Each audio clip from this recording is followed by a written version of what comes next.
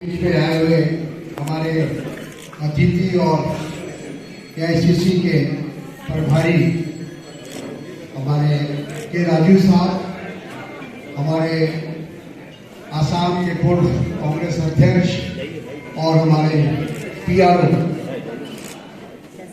विपुल बोरा जी, नरेश जी, हमारे सीएलपी के नेता अजीत शर्मा जी, धीरज जी और संदीप जी और सभी यहाँ पर माननीय विधायकगण, जिला कांग्रेस कमेटी के अध्यक्षगण, मोर्चा और सभी विभाग के अध्यक्षगण और कांग्रेस परिवार के सभी साथी, मैं सबसे पहले अपने अतिथियों का अभिनंदन करता हूं अपनी ओर से और उनको विश्वास दिलाना चाहता हूं, जैसा विपुल बोरा जी ने अपने भाषण में भी कहा कि बिहार में कांग्रेस का बहुत पोटेंशियल है। मैं भी उनको विश्वास दिलाना चाहता हूं कि बिहार में कांग्रेस के लिए बहुत, जिसको कहते हैं जरखेज जमीन है, जहां बहुत अच्छी उपज होती है, उसको जरखेज बोलते हैं उर्दू में। तो ये जरखेज जमीन है कांग्रेस के लिए। और जैसा अजीत जी ने कहा कि ये जगह, ये स्थान, ये बिहार जो स्वतंत्रता संग्राम में जिसकी एक महत्वपूर्ण भूमिका रही है, स्वतंत्रता संग्राम की लड़ाई में हमने बिहार वासियों ने अपनी पूरी जिम्मेदारी का निर्वाह किया था। गांधी जी का जो आंदोलन था, चंपारण से जिसकी शुरुआत हुई थी, जिसकी आवाज, जिसका संदेश पूरे देश में फैला, ये वो बिहार है। दुर्भाग्य से कुछ सालों से, कुछ वर्षों से बिहार में हमारी पार्टी की स्थिति बेहतर नहीं है। हम लोगों ने यहाँ जो क्षेत्रीय पार्टी है उसको अपना समर्थन दिया था। आज से 30 साल पहले 1990 के बाद जब हम चुनाव हार गए, सत्ता से बाहर हुए, तो हमारे सामने एक बहुत बड़ी चुनौती थी कि सांप्रदायिक शक्तियों को रोकने का। तो उस समय सांप्रदायिकता को रोकने के लिए, फिरकापरस्ती को रोकने के लिए हम लोगों ने क्षेत्रीय पार्टी यानी आरजेडी को हमने समर्थन दिया था। और उसके बाद से लगातार हम धीरे धीरे पूरी तरह से उस पर निर्भर होते चले गए और नतीजा ये हुआ कि हमारा संगठन कमजोर होता चला गया। लेकिन ये बात सही है कि आज स्थिति बदल रही है। आज हालांकि हम गठबंधन चाहते थे, गठबंधन क्योंकि हम लोग के सामने एक बड़ा लक्ष्य था, उसकी प्राप्ति के लिए हमने गठबंधन किया था। लेकिन आज जो हमारे गठबंधन के साथी हैं, वो आज उनका जो हमारे साथ जो व्यवहार है वो सम्मानजनक नहीं है। और लगातार हम देख रहे हैं कि धीरे धीरे वो हमको कमजोर करने में लगे। अभी कुछ ही दिनों पहले उपचुनाव हुआ था विधानसभा का, कायदे से उसमें एक विधानसभा में हमको चुनाव लड़ना था, एक में आरजेडी को लड़ना था। लेकिन अंतिम समय में उन्होंने फैसला किया कि हम दोनों क्षेत्र से चुनाव लड़ेंगे। और अभी जब विधान परिषद का चुनाव आया है तो फिर वो इस बात का दावा कर रहे हैं कि हम सभी सीटों पर चुनाव लड़ेंगे।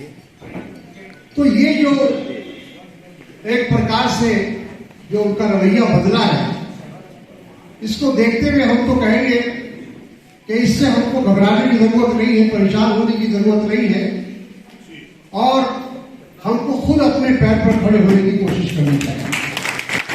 अभी तक हम बैसाखी के सहारे चल रहे थे, तो इस बैसाखी को छोड़कर अपने पैर पर खड़े होने की जरूरत है। ये जो एक चुनौती हमारे सामने आई है, इसको हमको अवसर में बदलने की आवश्यकता है, अपॉर्चुनिटी में बदलने की आवश्यकता है, और फिर से एक बार बिहार में कांग्रेस को मजबूत करने का काम हम लोग करना है।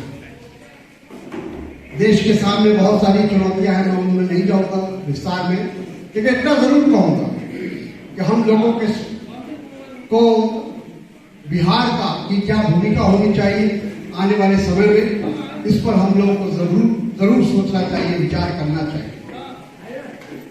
और मैं समझता हूं कि अब वो समय आ गया है, क्योंकि जो आप देश की स्थिति, देश के हालात को देख रहे हैं, जो देश की परिस्थिति उसको देख रहे हैं कि किस तरह से लगातार कांग्रेस के ऊपर और गांधी परिवार पर, हमारे नेताओं पर किस तरह से हमले हो रहे हैं, किस तरह से आक्रमण हो रहा है। ये बात इस बात को सिद्ध करता है। एक तरफ तो नरेंद्र मोदी जी ये कहते हैं कि कांग्रेस समाप्त हो गई, देश कांग्रेस से मुक्त हो गया, और दूसरी तरफ कोई ऐसा उनका भाषण नहीं होता है जिसमें वो कांग्रेस को आप कोसते नहीं। ठीक उसी तरह से गांधी परिवार को बार बार उस पर हमले किए जाते हैं, क्योंकि हर कोई इस बात को अच्छी तरह समझता है, मोदी जी भी इस बात को अच्छी तरह समझते हैं कि जब तक कांग्रेस को गांधी परिवार का नेतृत्व हासिल है, तब तक कांग्रेस को समाप्त करना नामुमकिन, असंभव है।